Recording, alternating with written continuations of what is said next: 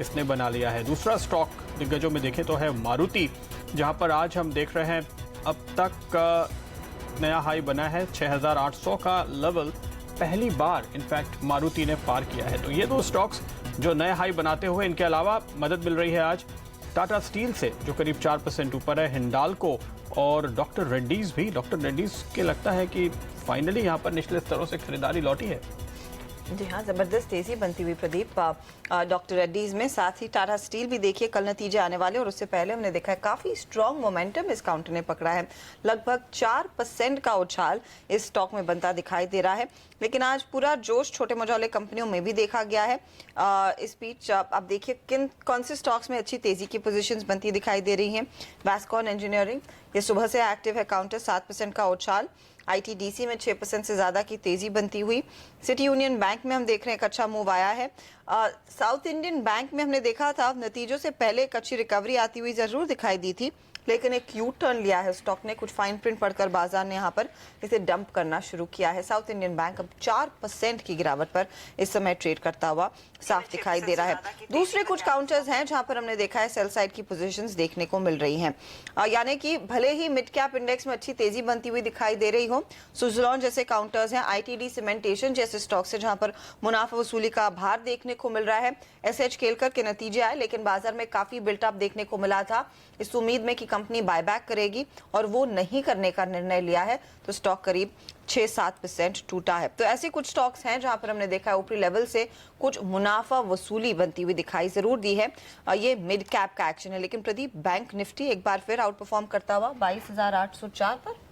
बिल्कुल, हालांकि यहाँ पर नए हाई से थोड़ा दूर है अभी भी। हम उम्मीद की जा रही थी कि 23,000 की तरफ बढ़ने की कोशिश होगी, लेकिन आज के दिन अटकते हुए नजर आया है बाजार। हाल में अगर आप देखें तो एक banking stock south Indian bank, कुछ देर पहले इसके नतीजे आए थे। हालांकि एनपीए सुधरता हुआ दिखाई दिया था और उस वजह से नतीजे के तुरंत बाद हमने उछाल भी देखी, लेकिन फिर पिटाई बहुत जोर से हुई है। देखिए अब ये जोरों से गिरता हुआ यहाँ पर नजर आ रहा है साउथ इंडियन बैंक का स्टॉक। एनपीए जरूर घटे हैं पर मुनाफा बाजार की उम्मीद से कुछ कम रहा है, और ये स्टॉक अगर आप देखें पिछले एक महीने का रुख तो काफ़ी अच्छी तेज़ी दिखा चुका है ये। हालांकि यहाँ पर आप कुछ और डिटेल्स जो निकल कर आ रहे हैं उन पर नज़र डालनी होगी कि किस तरह से ये एनपीए मैनेज किए हुए हैं। क्या ये पिछले क्वार्टर की तरह ही फिर से एक बार एआरसी को कुछ एनपीए बेचा गया है, ना कि एसेट क्वालिटी में सुधार देखने को मिला है, ये डिटेल्स देखने होंगे। लेकिन हमारे एक्सपर्ट्स हमारे साथ जुड़े हैं। अगर आपको इस वक्त अपने सवाल पूछने हो, आप तुरंत अपने सवाल पूछ सकते हैं हमारे टोल फ्री नंबर पर या फिर फेसबुक पर। हमारे साथ आज आपके सवालों के जवाब देने के लिए एसएमसी ग्रुप ऑफ कंपनीज के मुदित गोयल जुड़ चुके हैं, और कुछ देर बाद मोतीलाल ओसवाल के राहुल शाह भी जुड़ेंगे। मुदित, सबसे पहले तो निफ्टी पर ही कॉल दीजिए, क्या तेजी करेंगे? बिल्कुल प्रदीप जी, देखिए निफ्टी को बाय करने के अलावा सेकंड थॉट तो माइंड में है ही नहीं, क्योंकि अगर मैं टेक्निकल स्ट्रक्चर देख रहा हूं तो वीकली चार्ट पर लगातार हम एक राइजिंग चैनल में ट्रेड कर रहे हैं, और उस चैनल की जो सपोर्ट लाइन है 9,320 के आसपास निकल कर आ रही है। तो नटशेल में यही कहूंगा, जब तक चार्ट्स पर 9,320 के लेवल को निफ्टी होल्ड करता है तब तक बाइस पॉजिटिव है। कोई भी डिप अगर यहां से निफ्टी में देखने को मिलता है तो वो एक खरीदारी का मौका होगा। तो रिकमेंडेशन के तौर पे यही कहूंगा, यहां पर निफ्टी पे लॉन्ग पोजीशन बनानी चाहिए। टारगेट होगा 9,520 का, स्टॉप लॉस होगा 9,410 का। ओके, ये फिलहाल आपके लिए सलाह है। 9,410 के स्टॉप लॉस के साथ फिलहाल निफ्टी का ट्रेड आप ले सकते हैं। अब हमारे साथ जुड़ गए हैं हमारे पहले दर्शक BM खपेकर, नागपुर के रहने वाले हैं। इन्होंने हमें फोन लगाया है। बताइए खपेकर साहब, क्या पोजीशन लिया आपने? ये 833 लॉट लिया ग्लेनमार्क। 833 पे आज तो काफी पिटा है ये सर शेयर। कल से पिटा है। बुरे हाल हैं इसके नंबर्स के बाद, इसकी धुलाई होती हुई 833। क्या एग्जिट ही कर लेना चाहिए मुदित इनको? देखिए जिस तरह से बाइंग रेट है उस हिसाब से काफी लॉस ये ऑलरेडी देख चुके हैं, लेकिन अगर मैं टेक्निकल स्ट्रक्चर देख रहा हूं तो 660-670 रुपए के आसपास स्टॉक में स्ट्रॉन्ग सपोर्ट मुझे नजर आ रहा है। तो इन लेवल्स पे तो एग्जिट करने की सलाह नहीं दूंगा। यही कहूंगा यहाँ से अगर डिप आ रहा है और डिप में कहीं भी स्टॉक 700 रुपए के नीचे जाता है, थोड़ा रिस्क लेकर अपनी कॉस्ट को आप एवरेज कर सकते हैं। मुझे लगता है स्टॉक में 670 रुपए के आसपास स्ट्रॉन्ग सपोर्ट बना हुआ है, वहां से जरूर काउंटर में बाउंस बैक देखने को मिल सकता है। तो ओवरऑल अभी होल्ड करने की सलाह दूंगा, स्टॉप लॉस सजेस्ट करूंगा 670 रुपए का। ओके, ये सलाह आपके लिए। अगला स्टॉक जिस पर हमारी नज़र है वो है टाटा स्टील। आज जिस तरह से कुछ हाल यहाँ पे बना है, इंडेक्स के शेयरों में सबसे ज़्यादा तेज़ी दिखाने वालों में से एक है। और अहमदाबाद से हमारे दर्शक धीरज जुड़ रहे हैं। धीरज, बताइए क्या है आपका सवाल, क्या पोजीशन ली है? मैंने 590 से लिया है एक लॉट फ्यूचर मे का, ये क्या करना चाहिए?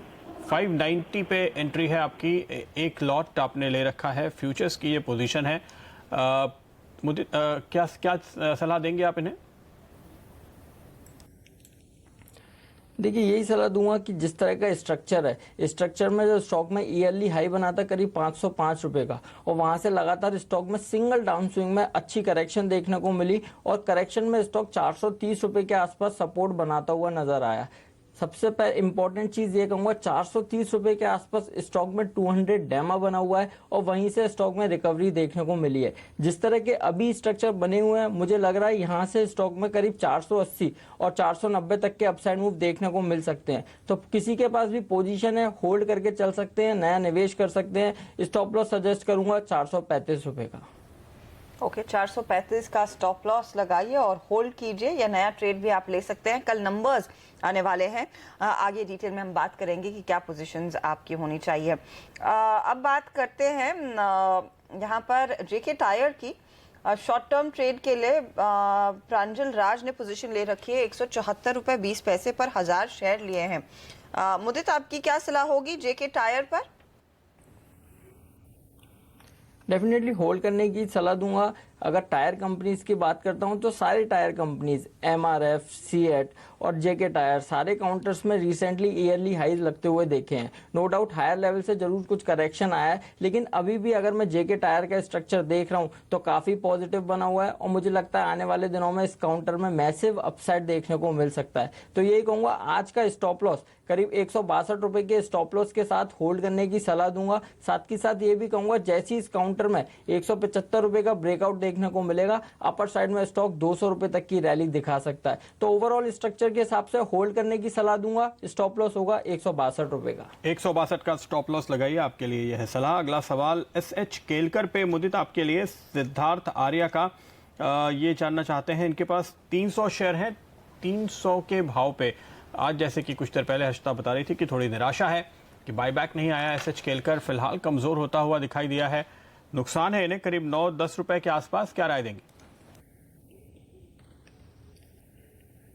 देखिए, वीकली स्ट्रक्चर के हिसाब से बिल्कुल एग्जिट करने की सलाह दूंगा, क्योंकि वीकली स्ट्रक्चर पे स्टॉक में एक हेड एंड शोल्डर पैटर्न बना है, और उस पैटर्न का जो ब्रेकडाउन है 285 रुपए पर निकल कर आ रहा है। जैसी काउंटर में 285 का ब्रेकडाउन होगा, स्टॉक लोअर साइड में 260 रुपए तक के लेवल टेस्ट करता हुआ नजर आएगा। आज के जो भी स्ट्रक्चर अभी तक बना है, उसमें जो सबसे नेगेटिव चीज मुझे चार्ट्स पर नजर आ रही है, स्टॉक ने अपने 200 डैमा को ब्रेक किया है और लगातार उसके नीचे ही ट्रेड हो रहा है। तो डेफिनेटली यहाँ से लग रहा है 285 का भी ब्रेकडाउन देखने को मिलेगा, और उसके बाद स्टॉक में 260 रुपए तक की करेक्शन देखने को मिल सकती है। तो किसी के पास भी पोजीशन है, इमीडिएट एग्जिट करने की सलाह दूंगा। ओके, एग्जिट करने की सलाह। अगर पोजीशन है डाउन साइड 260 तक के लेवल्स देखने को मिल सकते हैं। इस काउंटर में आज काफी धुलाई हुई है। अगला सवाल राहुल शाह के लिए, जो हमारे डेरिवेटिव एक्सपर्ट हैं। राहुल, यहाँ पर रायचंद साहब ने सवाल डाला है फेसबुक पर, और इनकी पोजीशन है स्टेट बैंक ऑफ इंडिया में। 320 का कॉल इन्होंने लिया 2.5 रुपए पर।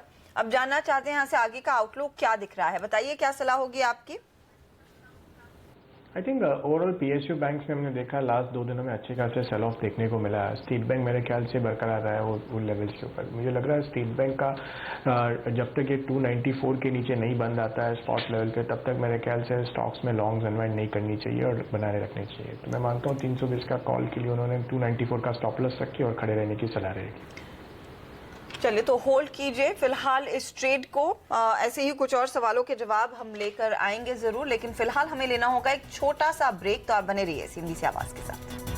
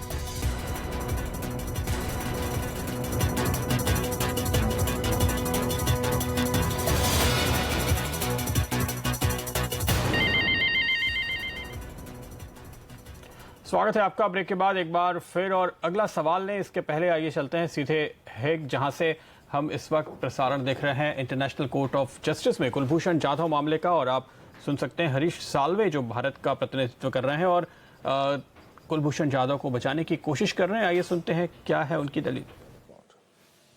In the third case relating to violation of the Vienna Convention was brought by Mexico against the United States of America, known as the Avena case. Mexico sought relief in relation to 54 Mexican nationals who were on death row in the United States, and in respect of whom Mexico asserted that they were arrested, detained, tried, convicted and sentenced to death by competent authorities of the United States in proceedings which did not comply with Article 36 of the Vienna Convention. The relief that was sought by Mexico was in the nature of restitutio in integrum.